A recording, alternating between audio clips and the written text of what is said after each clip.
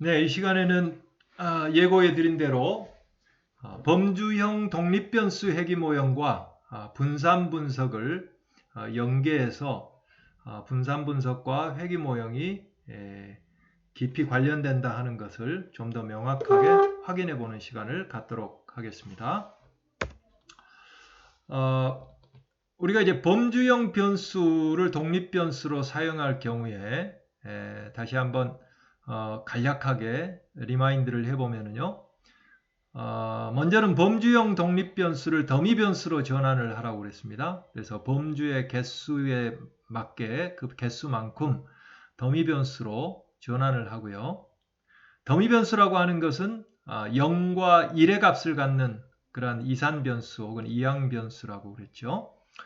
그리고 이제 이렇게 더미변수로 전환한 다음에 그 변수를 회귀 모형에 독립변수로 넣게 되는데 그때는 반드시 앞에서 만든 더미변수 중에서 하나는 제외하고 독립변수에 포함시켜야 된다. 이렇게 얘기를 했습니다. 바로 그 제외한 그 집단, 그 범주가 이제 비교 집단이 되게 되고요. 회귀 분석을 하고 나면 그 비교 집단 대비 식에 포함된 회귀 분석에 포함된 개별 집단들 간의 차이를 볼 수 있게 되겠습니다. 물론 이제 여기에서 어떤 더미를 제외할 거냐, 비교 집단으로 쓸 거냐 하는 것은 전체 분석에 전혀 영향을 미치지 않아요. 어떤 거를 쓰든 상관이 없습니다. 네. 자, 그거를 약간 좀 이 방식을 더미변수로 전환하는 방식을 다시 한번 복습하면 예를 들어서 반에 세 반이 있다 했을 때 학생들이 쭉 명단이 있겠죠.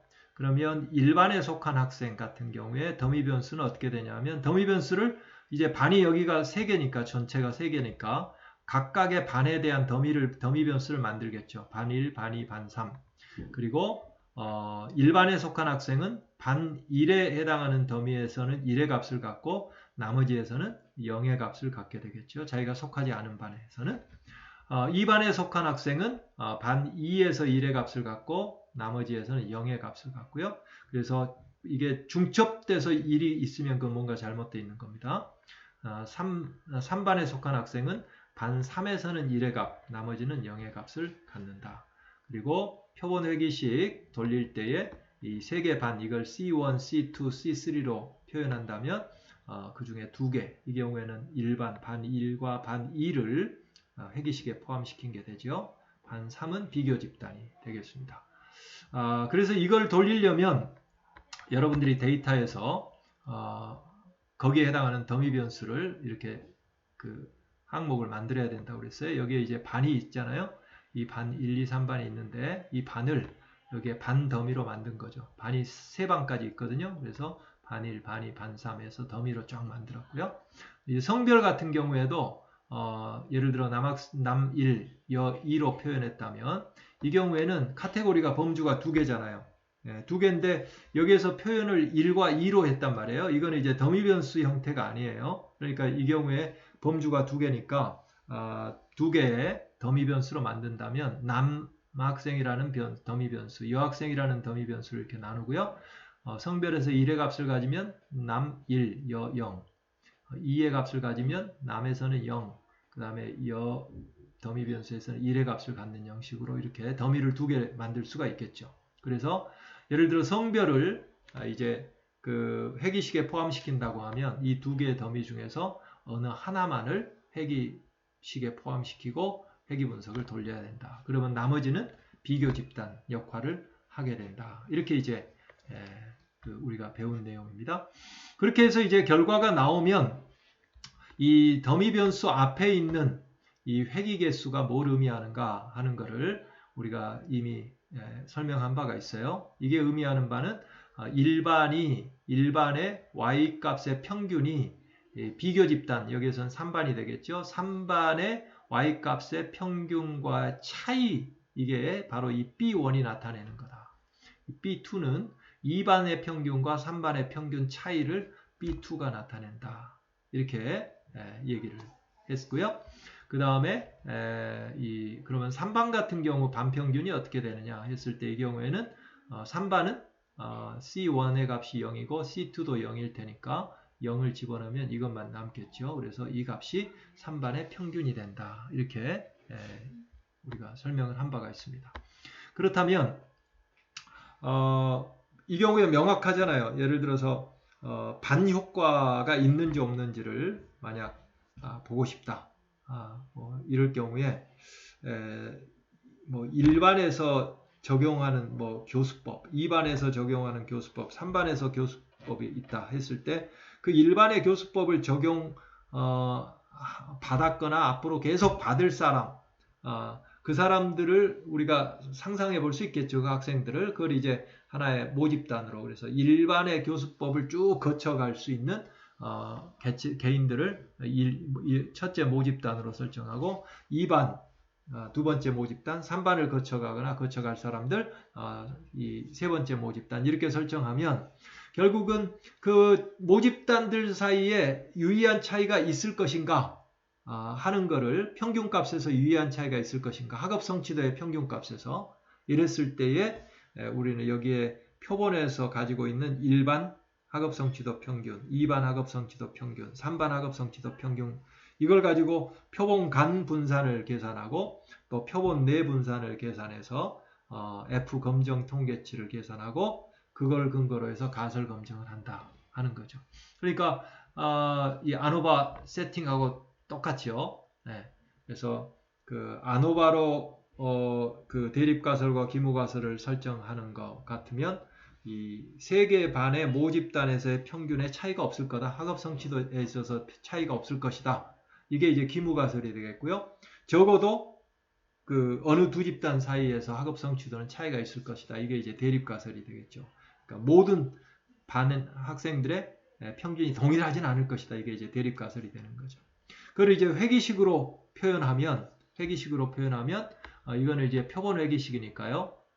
이게 모집단 회기식은 YS는 베타 0 플러스 베타 1 C1 플러스 베타 2 C2 이렇게 될 텐데요. 거기에서 바로 이 베타 1과 베타 2가 모두 다 0일 것이다.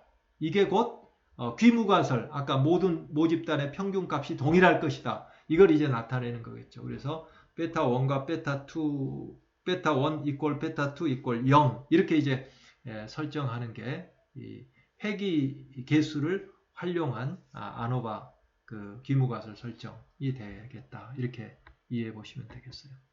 그러면 이제 우리는 여기서 이제 확인해 보고 싶은 게 있는 거죠. 그래. 그러면 바로 이 반효과를 아노바로도 한번 돌려보고 그 다음에 이 범주형 회기 모형으로도 한번 돌려봐서 그 결과가 동일하게 나오는가 한번 확인해 보고 싶은 거죠. 네, 그래서 먼저 여기에서 이 세 반인 경우에 모집단이 3개를 설정해 놓고요. 그에 따라서 두 가지 방식으로 한번 돌려보도록 하겠습니다.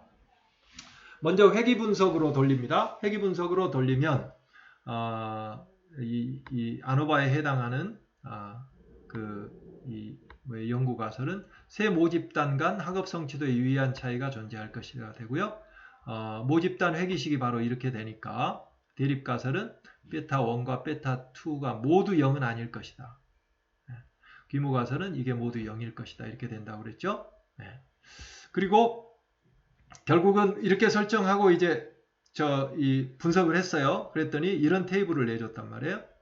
이런 테이블을. 그래서 이 테이블에서 F값 검정 통계량 이게 5.385가 나왔어요.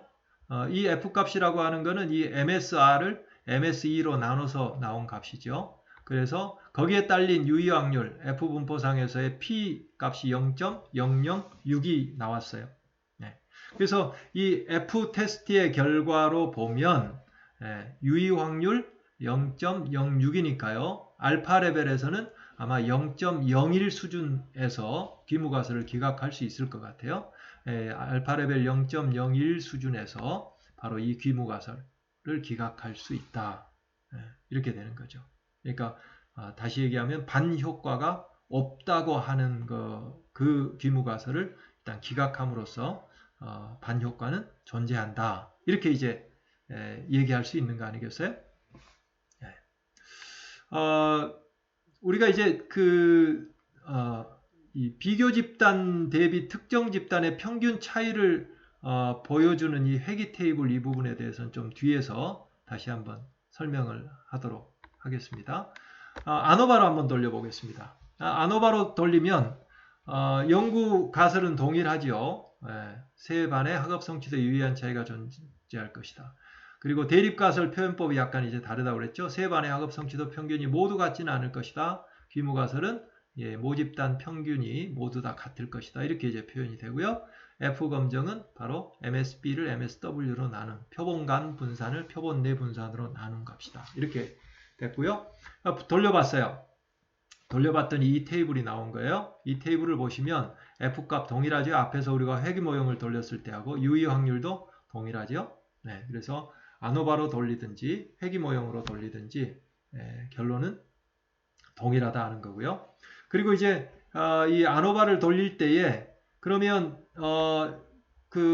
이게 세 모집단 사이의 평균이 동일하지 않다는 결론을 내렸는데, 그럼 어느 집단과 어느 집단 사이에 어느 정도 차이가 나는지, 또 유의한 정도의 차이가 어느 반과 어느 반 사이에서 나는지 하는 것을 추가적으로 다음 단계로 더 보고 싶다 하면 아노바를 돌릴 때에 그 옵션 중에 다중 비교라고 하는 옵션이 있다고 그랬죠. 그래서 거기에 이제 본페로니 테스트하는 거를 선택을 했더니 이 표도 같이 내줬어요. 이 표를 이제 보시면 여기에서 보시면 1반과 2반 간의 차이, 1반과 3반 간의 차이 이렇게 이제 되겠죠. 그 다음에 2반과 1반 간의 차이, 2반과 3반 간의 차이, 3반과 1반, 3반과 2반 이렇게 되겠죠. 그러니까 결과적으로는 1반과 2반 간의 차이가 평균 차이가 0.157이죠. 이 얘기는 2반과 1반 간의 차이를 그대로 반영할 텐데 이 부호만 바뀌겠죠. 마이너스 0.157 이렇게 되겠죠. 1반과 3반은 1.499인데요. 여기에서 3반과 1반 이것도 값은 동일한데 부호만 이제 바뀌게 되겠죠. 이런 형태입니다. 그리고 거기에 딸린 이 SE 값 있죠. SE 값이 쭉 나오고요. 그 다음에 이 유의 확률이 나옵니다. 그래서 여기에 보면 1반과 3반 사이에 P 값이 0.009니까 009 수준에서 1반과 3반 사이에 유의한 차이가 존재한다. 이런 결론을 내릴 수 있다는 얘기죠. 그러니까 P값이 0.009면 알파 수준에서는 0.01 수준에서 기무가설을 기각할 수 있게 되겠죠. 그 다음에 2반과 3반 사이에도 P값이 0.025네요. 그러니까 알파 레벨 0.05 수준에서 귀무가설을 기각할 수 있겠네요. 여기서 귀무가설은 2반과 3반 사이의 평균에 유의한 차이가 존재하지 않는다가 귀무가설이니까 그걸 기각하면 두 반 사이에 유의한 차이가 존재한다. 이제 이런 결론에 이르겠죠. 그 다음에 2반과 1반 사이에는 이게 보니까 유의 확률을 보니까 차이가 거의 유의 확률이 거의 1에 가까우니까 유의한 차이가 있다고 얘기할 수가 없겠네요. 귀무가설을 기각할 수가 없으니까요. 네, 이렇게 이제 다중 비교로, 그러니까 먼저 아노바 결론을 내릴 수 있는 것을 보고요. 거기서 이제 유의한 차이가 존재한다 하는 게 확인되면 그 다음 단계로 바로 이 다중 비교를 통해서 어느 반과 어느 반 사이에, 어느 집단과 어느 집단 사이에 어느 정도 수준에서 유의한 차이가 있다고 볼 수 있는가 하는 검증을 이 본페로니를 통해서 보여주고 있다. 이렇게 이제 이해하시면 되겠는데요. 자, 여기까지 일단 이해하시고 나면 그러면 앞에서 이 회귀식을 돌렸을 때 이 회귀 개수 있잖아요. 1반에 딸린 회귀 개수, 2반에 딸린 회귀 개수. 이걸 보시면 먼저는 그 각각의 회귀 개수는 비교 집단 3반에 비해서 평균에 있어서 얼마나 차이가 나는가 하는 걸 나타낸다고 그랬어요. 그래서 1반과 3반 간의 차이는 1.499 차이가 났어요. 뒤에 그 본페로니에서도 보면 1반과 3반 사이의 평균 차이는 1.499 동일하죠. 이렇게 차이가 났다는 걸 얘기해 주고요. 거기에 딸린 SE 그리고 거기에 딸린 T값, 그리고 이제 유의 확률을 보세요. 유의 확률을 보면 1반과 3반 사이에 어느 정도 유의하게 차이가 나는가 하는 것을 이제 보여주는 P값 아닙니까? 그런데 여기에 P값은 0.003으로 나와요. 네, 0.003으로. 앞에서 우리가 이 본페로니 테스트에서 봤을 때는 1반과 3반 사이에 두 집단 비교할 때요. 예, 이 사이에 유의한 차이가 있는가 없는가 했을 때 유의 확률이 0.009였는데 여기 회귀 개수로 보니까 0.003이란 말이죠. 어떻게 된 건가? 이제 이렇게 생각해 보실 수가 있는데 이게 바로 그런 거예요. 우리가 아노바를 배울 때에 잠깐 가보죠. 아노바를 배울 때에 우리가 처음에 이런 퀘스천을 했어요. 복수의 모집단이 있을 때에 3개 집단이면 3개 집단. 그 3개 집단 사이에 모집단 평균에 있어서 차이가 있는지 없는지를 검증할 수 있는 한 가지 가능성 있는 방안으로 처음에 생각해 봤던 게 두 집단씩 묶어서 두 집단씩 이게 쌍을 이뤄 가지고 그래서 각각의 그 두 집단 간 t-테스트를 통해서 비교해 보면 그러면 거기에 따라서 어느 하나라도 차이가 있다고 하면 그러면 우리는 그 세 모집단 사이에 차이가 있는지 없는지를 검증할 수 있는 거 아닌가. 이제 이런 퀘스천을 해봤잖아요. 그래서 예를 들어 세 집단이다 치면 첫 번째 A 집단과 B 집단 t-테스트 하고요. 그 다음에 A 집단과 C 집단 t-테스트 하고요. 그 다음에 B 집단과 C 집단 이렇게 각각 t-테스트를 해서 알파 레벨 0.05 수준에서 이 테스트에서 귀무가설을 기각할 수 있는지를 검증해서 이 중에 어느 하나가 알파 레벨에서 귀무가설을 기각할 수 있다 하면 우리는 그 전체 귀무가설을 기각할 수 있지 않느냐 이런 거였잖아요. 근데 이게 문제가 있다고 그랬죠. 결국 어디서 문제가 있느냐 하면 결론부터 얘기하면 사실은 그렇게 해서 결론을 내리면 알파 레벨이 달라진다고 그랬어요. 알파 레벨이. 이게 1-알파 값이 되는데 그렇게 되면 결국은 그렇게 해서 만약 결론을 내렸다면 알파 레벨 0.05 수준이 아니고요. 알파 레벨 0.1426 수준에서 내린 결론이다. 이제 이렇게 얘기를 했죠. 네.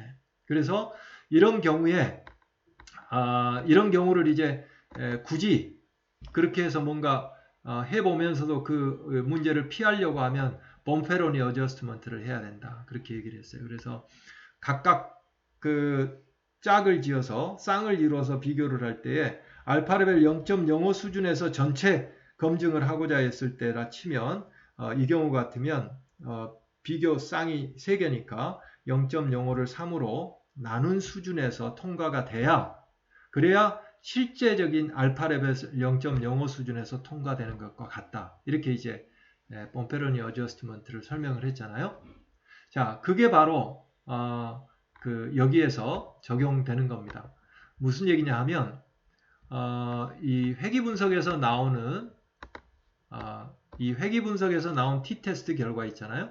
이게 결국 뭐냐 하면 두 개씩 짝을 지어서 그러니까 제 1반과 3반 이 둘 짝을 지어서 t-테스트 한 거나 동일한 거예요. 이게 t-테스트. 그러니까 이 유의확률 P값하고 바로 알파값 0.05를 비교하면 안 되죠.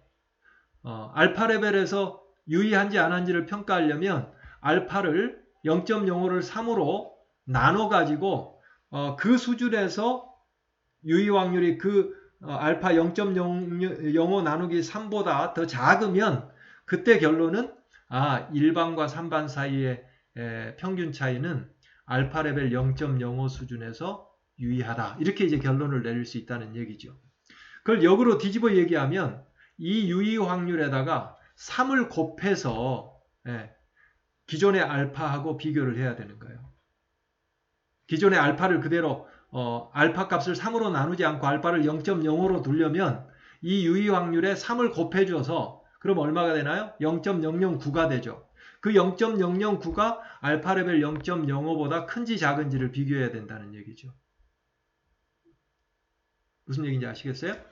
그래서 이 본페로니 테스트 같은 경우에 그래서 이제 거기 나온 그 결론이 이 두 개를 비교해 보면 그래서 여기에 0.009가 나오는 거예요. 유의 확률이. 본페로니 어저스트먼트를 해서 보면. 그러니까 결국은 이제 두 개씩 쌍대 비교를 해서 이렇게 보면 결국은 이거에 근거해 보면 알파 0.009니까 P값이 이 경우에는 알파 레벨 여전히 알파 레벨 0.01 수준에서도 그거보다 더 작은 값이니까 알파 레벨 0.01 수준에서도 기무가설을 기각할 수 있죠.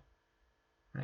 이 얘기는 이 두 1집단과 3반을 보니까 그 차이가 알파 레벨 0.01 수준에서 귀무가설을 기각할 수 있으니까 그래서 우리는 그 처음에 나왔던 세 반 사이에 유의한 차이가 있다는 결론에 도달한다. 이렇게 이제 결론을 내릴 수 있게 되는 거죠.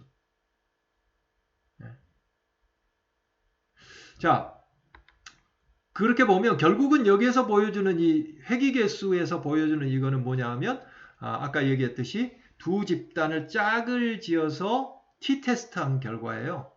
t-테스트한 결과. 네. 그래서 만약 이걸 그대로 해서 그 적용을 하게 될 경우에는 여기에서 이 수준에서 결론이 났기 때문에 전체 그 귀무가설을 기각하겠다. 이렇게 했을 때는 알파 레벨이 달라질 수 있다 하는 얘기죠. 네. 만약 이 경우로 한번 두 번째 경우를 보십시다. 2반과 3반 사이에는 짝을 이뤄서 t-테스트한 결과 P값이 0.008이었어요. 그렇죠? 네. 이렇게 008이 나왔어요. 그러면 1반은 무시한다 하더라도 1반과 3반 무시한다 하더라도 2반과 3반 사이에 알파 레벨 0.008 수준에서 귀무가설을 기각할 수 있으니까 나는 전체 이 귀무가설 1반과 2반과 3반 사이에 평균 차이에 차이가 없다 하는 귀무가설을 알파 레벨 0.01 수준에서 기각하겠다. 이런 결론을 내리려고 하잖아요.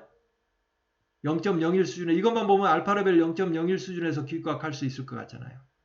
그런데 그렇게 하면 안 된다는 얘기죠. 사실은 여기에다가 P값에다 쌍이 3개니까 3을 곱해줘야 돼요. 그러면 이 경우에는 거의 0.025 수준 P값이 0.025예요. 그러니까 이거는 알파 레벨 0.01 수준에서 기각할 수 있는 게 아니고 알파 레벨 0.05 수준에서는 기각할 수 있는 거죠. 그게 이 본페로니 쪽에 보시면 바로 여기에 2반과 3반 사이에 유의 확률이 0.025가 바로 이게 나오잖아요. 이게 이제 그 반올림 때문에 여기 이거 3을 곱하면 0.24가 되는데 이거 0.025가 되는 거는 아마 그 반올림 차이 때문에 나오는 차이일 거예요. 네. 그래서 여기에 근거해서 보면 이것만 만약 다른 건 무시하고 이것만 근거로 해서 전체 귀무가설을 그 알파 레벨 어느 수준에서 기각할 수 있는가 하는 결론을 내린다면 알파 레벨 0.01 수준이 아니고요. 알파 레벨 0.05 수준에서 전체 귀무가설을 기각할 수 있다. 이렇게 이제 결론 내릴 수 있다는 거죠. 그래서 여기에서 회귀개수식에서 보여주는 유의 확률은 우리가 아노바에서 배웠던 두 개씩 짝을 지어서 보여주는 t-테스트 결과를 보여준다. 이제 이렇게 이해하시면 되겠습니다. 자, 지금까지는 이제 세 집단을 비교했기 때문에 이 경우에는 범주형으로 더미 변수로 만들어서 회귀 모형으로 돌릴 수도 있고 아노바로도 돌릴 수 있다는 걸 확인했어요. 결론도 동일하다 하는 걸 확인했어요. 그런데 우리가 아노바는 꼭 세 집단 이상에만 적용되느냐? 아니요. 두 집단에도 적용될 수 있다는 거 우리가 확인한 바가 있어요. 두 집단의 모집단 평균 사이의 차이는 t-테스트로도 할 수 있고 아노바로도 할 수 있다. 이번에는 물론 회귀 모형으로도 할 수 있겠죠. 그거 역시 집단이 두 개지만 범주형 독립변수로 반영을 하면. 그러면 이번에는 두 집단 비교를 세 가지 방식으로 해볼게요. 회귀 분석, 아노바, t-테스트. 결과를 보면 이번에는 이제 성별이 됩니다. 성별에 따른 구분이에요. 자, 성별에 따라서 두 모집단 간 학업 성취도에 유의한 차이가 존재할 것이다. 그러면 이 회귀식으로 표현하면 결국은 회귀식은 더미 변수 하나만 포함하니까 남학생 더미를 여기다 m으로 썼어요. 그러면 결국은 이 베타 제로가 0이 아닐 것이다. 두 집단 간 차이가 있을 것이다. 이렇게 표현된다고 그랬죠. 귀무가설은 0일 것이다. 이렇게 표현되고요. 예. 이 경우에 자 돌렸어요. 아노바 테이블 결과를 보니까 F값 나오고요. 유의 확률 보시면 0.421이 나왔어요. 이거는 알파 레벨 0.05로 잡으면 그 수준에서 귀무가설을 기각할 수 없는 수준이죠. 그러니까 두 집단 사이에 유의한 차이가 있다고 결론을 내릴 수가 없는 거예요.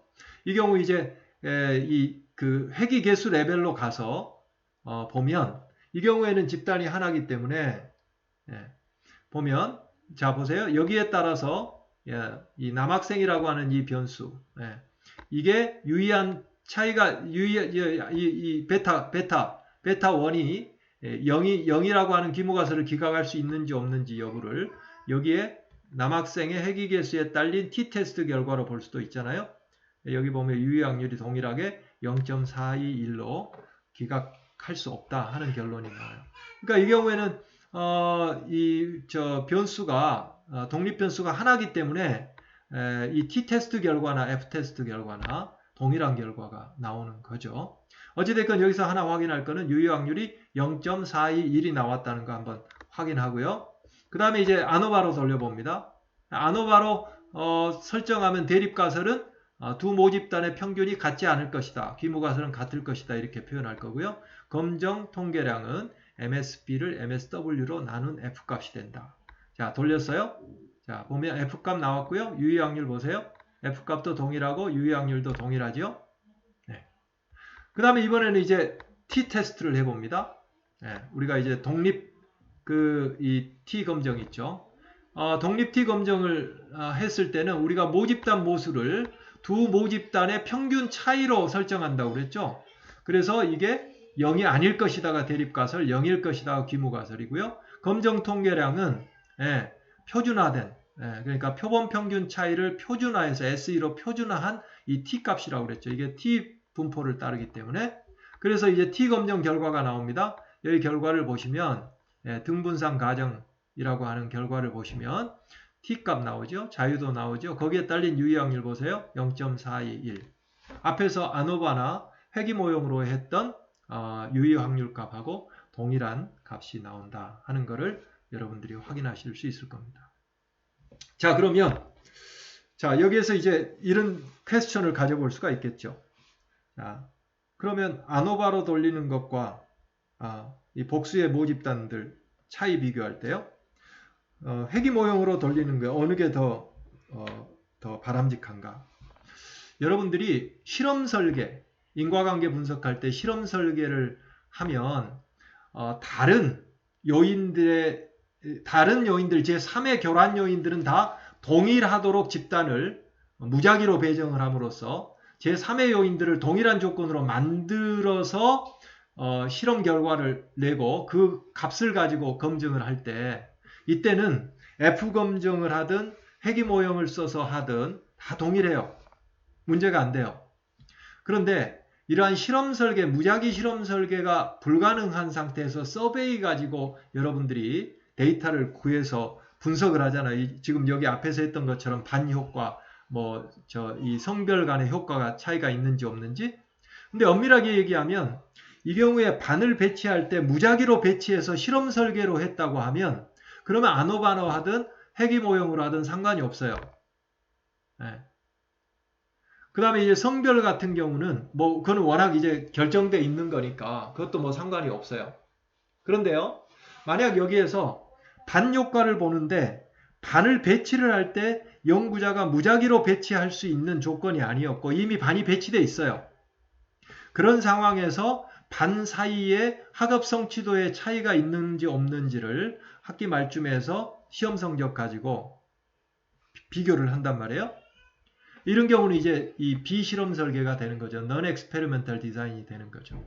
이런 경우에는 방금처럼 그 집단들 간의 아노바 분석하고 혹은 범주형 회귀 모형을 돌려가지고 결론을 내잖아요. 유의하게 차이가 있더라. 1반과 3반 사이에도 차이가 있고 2반과 3반 사이에도 차이가 났잖아요. 유의한 정도의 차이가 있다. 이런 결론을 내리고자 하면 반론이 들어올 수 있다는 거죠. 어떤 반론이?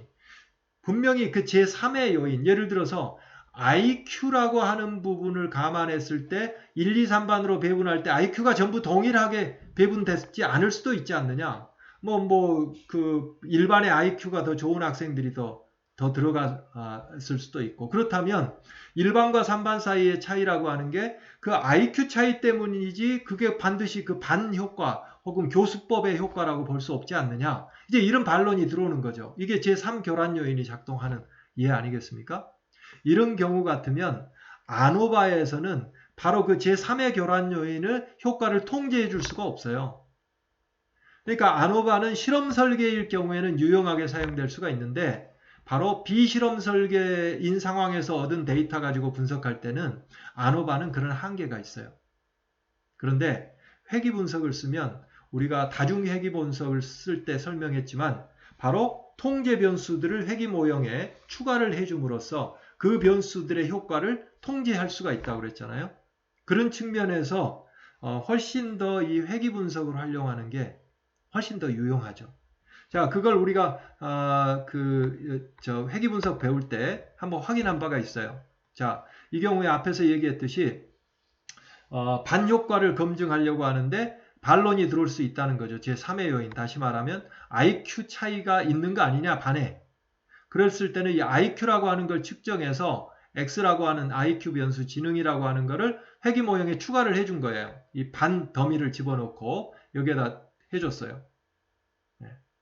이렇게 해서 돌려보면 결과가 그때 나왔던 결과가 이런 결과였죠. 자, 보세요. 1반, 2반이 있고요. 여기에 지능이 있잖아요.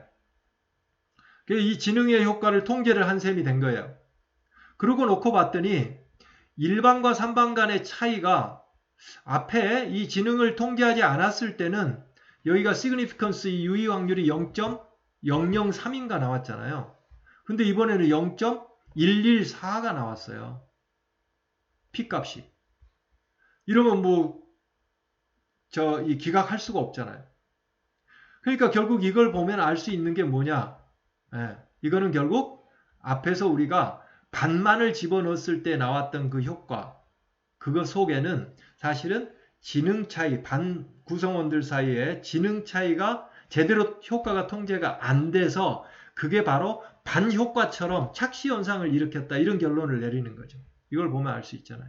그래서 사실은 반효과라기보다는 반별 학생들 사이의 지능 차이 때문이었다 하는 것을 확인을 해주는데, 지금 이 2반 같은 경우는 유의 확률이 0.057이죠. 그런데 이것도 곱하기 3을 해줘야 된다고 그랬잖아요.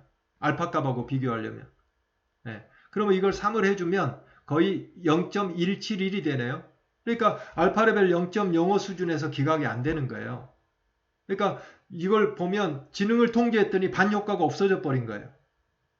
무슨 얘기인지 아시겠죠? 그래서 아노바로 돌리면 이렇게 효과를, 제3의 효과를 통제를 못 해줘요. 반면에 회귀 분석을 활용하면 통계 변수를 추가함으로써 이런 효과를 통제해 줄 수 있기 때문에 회귀 모형이 훨씬 더 범용성이 높고요. 효용성이 높다. 이렇게 이제 생각하시면 되겠습니다. 결론입니다. 복수의 모집단 간 평균 차이를 검증하고자 할 때 범주형 독립변수 회귀 모형을 활용하면 매우 유용하다. 추가적인 장점들이 많이 있다. 이제 이렇게 결론을 내릴 수가 있고요. 이러한 결론을 내리기까지는 우리가 아노바의 틀로, 분산 분석의 틀로 회귀 모형을 이해할 수 있기 때문에 이제 이러한 그 결론까지 도달할 수 있게 됐습니다. 자, 잘 한번 계속 들으시면서 한번 이해를 해보시기 바랍니다. 오늘 강의는 여기에서 마치겠습니다.